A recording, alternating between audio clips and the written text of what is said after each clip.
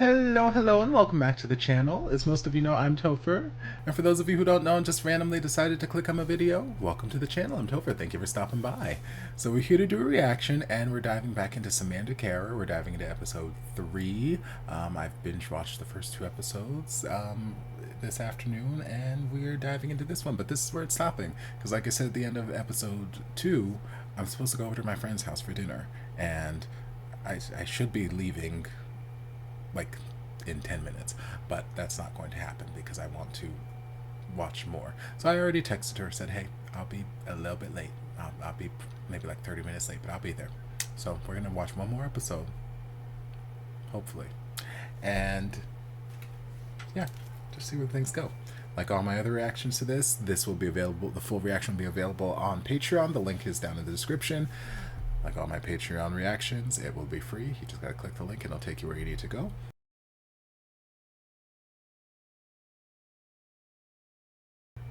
10분 그 이상은 안 돼요. Lower the cheekbone. Why y'all in the? No. This series knows how to. It is rude. It is rude and disrespectful because it knows that I am supposed to be going to my friend's house for dinner. It knows that I have places I need to be, and I've already texted her saying, hey, I'm gonna be about 30 minutes late, but I'm coming, girl. I'm coming. Don't you worry. I'm coming. And but I just keep on. I want more. I want more. Like, Lord knows if I had been watching this live when it was first coming out, I couldn't have dealt with these cliffhangers week to week to week. It would have been too much for me. Lord, so thank God I didn't do that, and I'm just waiting until it's done, and I can binge it at my leisure, because Lord knows. Oh, goodness. So we started off with kind of picking up where we left off, the whole take off your hat, and Song Woo's like, if you think it's a game, then I'm gonna be even rougher or something. I forget what the exact words he said. But one thing I like about him is, even though he seems to be more of an introverted personality, he is not a pushover. He stands up for himself, and he's like, you know what? I'm not gonna let you mess with me. So it's very much the situation there. And then we went to the next scene, and his friend's like, wow, who knew he was so tough, or he was so, fierce, or whatever terminology they used. And sorry, I'm scrubbing through the episode to see what else I missed.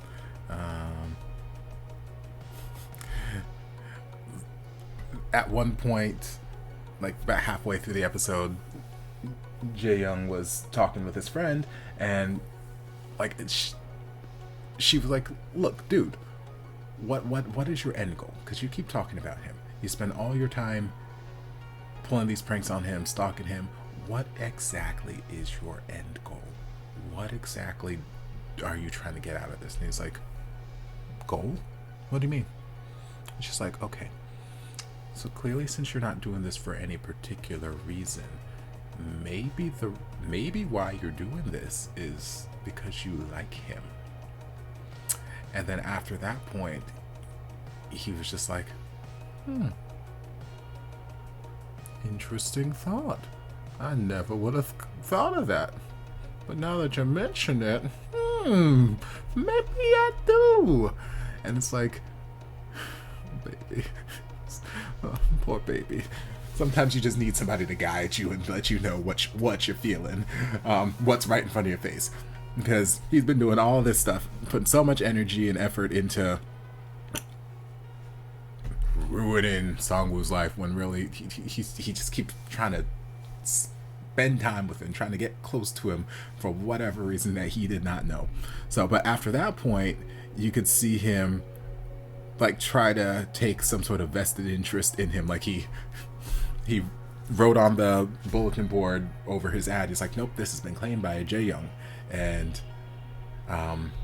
that clearly upset Song-woo, because like, I ain't got time for this bullshit. And then afterward, Song-woo was sitting down, and the other lady came along and sat down by him. He's like, hey, so we're friends now. And he's like, friends? What do you mean friends? Why would you think that? And she's like, because we're not strangers, and we're going to be seeing more of each other. And she's like listing off these reasons, and he's like, very logical. I'm like, yeah, okay, I guess that computes. Yeah, that makes sense. Okay, well, logic tells me that that means we should be friends then. Okay, yeah, friends. We'll go with that. Sure. I'm like, my poor baby. My poor baby. So then Jae-young swoops in, is like, hey. And they start talking a little bit, and she's like, oh, I didn't realize you two were so close. How did you know my name? He's like, oh, I know everything there is to know about this guy. And she's like, oh, I didn't know you were so close. It's like, we're not. Yes, we are. And then Songwoo goes running off, and then Jae-young goes chasing after him, and Songwoo basically throws the crumpled up flyer back at him. He's like, what is this? Like, I know you're playing these games and whatnot. You might think this is funny, but this is something serious to me, and I don't have time for you. I don't have time for you to waste on someone like you, this, that, and the other. And he storms off. And you could see in that moment and the moments that followed that I think that comment really hurt Jae-young's feelings a little bit. If nothing else, it made him think. Because when he was sitting there throwing the darts, he was very pensive, very deep in thought, and something was definitely weighing heavily on him. So I think that the comments hurt him a little bit, because at that point, everything else he had done, he'd been doing under the intention of, yeah, I'm just gonna make his life hell, this, that, and the other. But then at that point, his friend had opened his eyes and said, hey, I think you might like him. And now he's like, oh, I think I might actually like this guy. So then to hear that from someone that you think you might like, it's like, oh, well, shit. Damn. That's not fantastic. But then we quickly went into the scene with the teacher, professor, guest lecturer, whatever the hell he was, the quickest guy. And his drunk ass shenanigans where he's like, basically, Songwoo's like, I'm leaving early, and he's like, well, I'm offering you a great opportunity here. How dare you leave? At least finish your drink. And making this big old to-do, making this big fuss about it. And Songwoo's like, look, clearly you're drunk and you can't understand the things that I'm trying to say, so I will call you some later time and talk about copyrights or whatever the situation may have been. And this guy is just getting irate. He is just upset and he is throwing a fit, and how dare you, this, that, and the other. And again, Songwoo does not take crap from anybody, so he's like, look, I know that you're an adult or you're a professor, but you do that one more time, I'm gonna fucking call 911. I'm gonna call the police. Don't try me. And so then he proceeds to try him. So he picks up his menu or whatever it is and is getting ready to hit Songwoo, and then all of a sudden Tuxedo Mask across the room throws his rose dart directly into the things like, oh, I'm sorry, that slipped out of my hand. Oh, and then basically gets up in his face like, listen, you try that shit again, I'm gonna put this motherfucking dart through your skull, so I'm gonna need you to sit the fuck down. And he's like, oh, who the hell are you? His backup? Fine, I'll go after you. And then they start pushing in and all this other nonsense. I'm like, Lord Jesus, Lord, shenanigans ensue. And then they run off together. He grabs him by the hand and he leads him to a new magic land, and they run off in slow motion together, smiling and laughing. I'm like, okay, y'all better have this cute little romantic jogging moments, too aerobic for my taste, but y'all look cute doing it.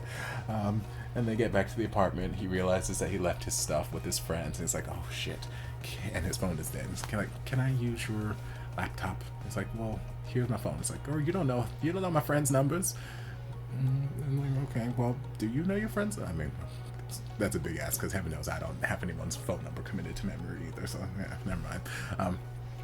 But he's like, nobody comes into my apartment. Then he comes back at it, he's like, okay, 10 minutes, that's it. I'm like, okay, now we're in the apartment. And the episode ends. I'm like, y'all are rude and disrespectful. It's just cute. There's something cute and endearing about them and about their dynamic, about their energy, and I like it. I like it a lot. I like how aggressively Jaeyoung approaches, you know, chases after Songwoo. And I love how Songwoo will go to the ends of the earth to not be involved with this person.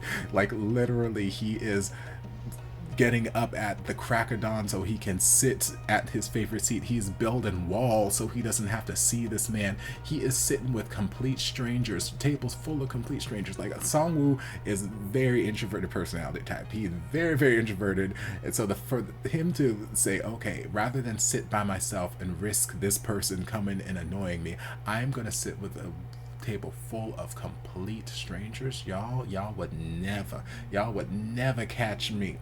It would have to be a life or death situation. I will gladly pull a Lindsay Lohan and eat my lunch in the motherfucking bathroom before I sit down at a table full of complete strangers and just can't do it. I need my personal space. I need my personal time on my lunch, and I just can't do I ain't got the time for it.